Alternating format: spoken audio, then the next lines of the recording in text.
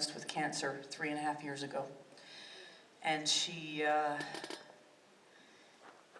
went through the normal protocol and the chemo and radiation, and then she was at first told it was inoperable, and they finally came in and said they were going to try and tackle it.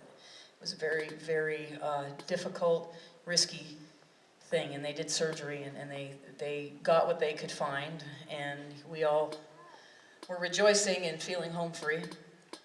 And went about the recovery process, and she recovering from abdominal surgery. If anybody in here has ever experienced that, is one of the most painful things in the world.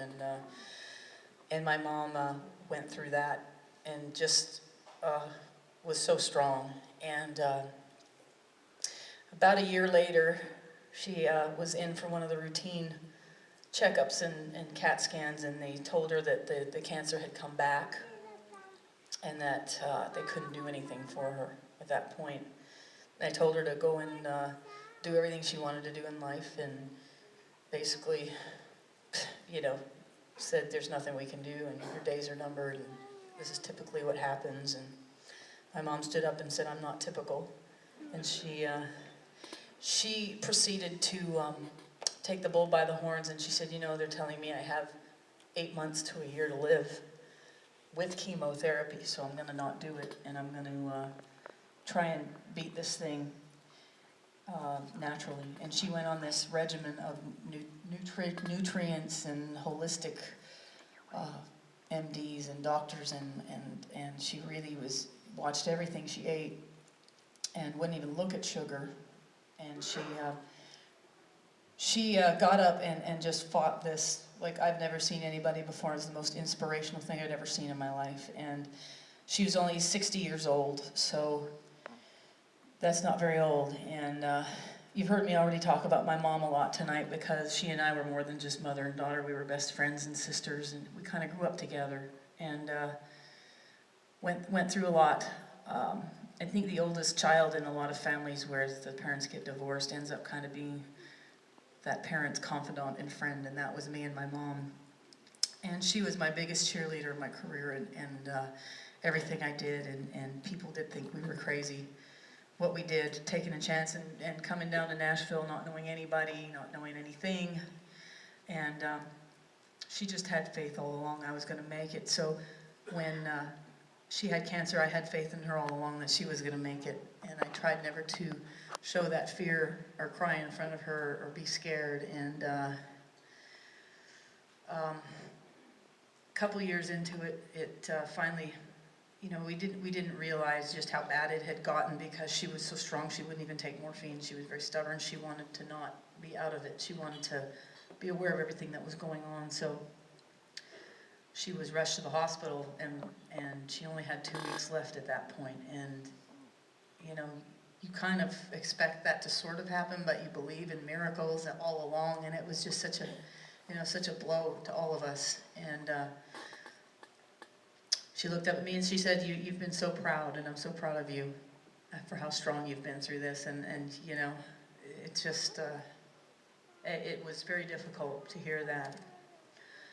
And the last couple of weeks, we spent a lot of time by her bedside in the hospital, and she turned to me one day, and I thought she had been sleeping, and I was sitting by her bed and holding her hand, and I had a weak moment, and I started to cry, which is something I tried to never do in front of her at all. And she woke up out of her sleep and turned and said something to me that only a parent would say to their child in a moment like that. They're more concerned about our happiness and how we're going to be okay than they are about themselves. And what she said to me was something that I started to, I felt really led to on the plane.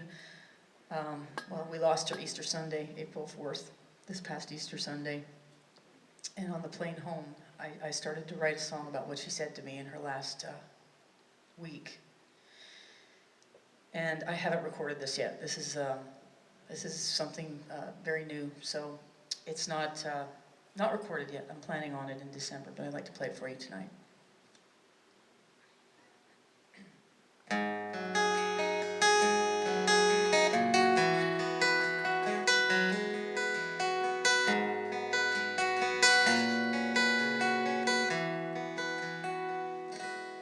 She packed my lunch up in a box for my first day of school. I said, I wish you could go with me today. She said, I know you'll be alright, just like I promised you. Just remember, anytime you feel afraid, I want you to smile and know you're not alone. Dry those little eyes, I'll be here when you come home. I'm always in your heart, even when we are apart. It's only for a while, so I want you to smile.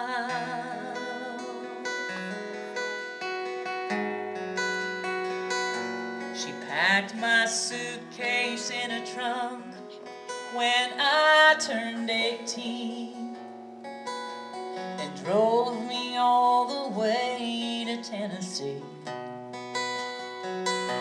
She said, I know you're gonna make it, I've got faith in you. And while you're out there chasing down your dreams, I want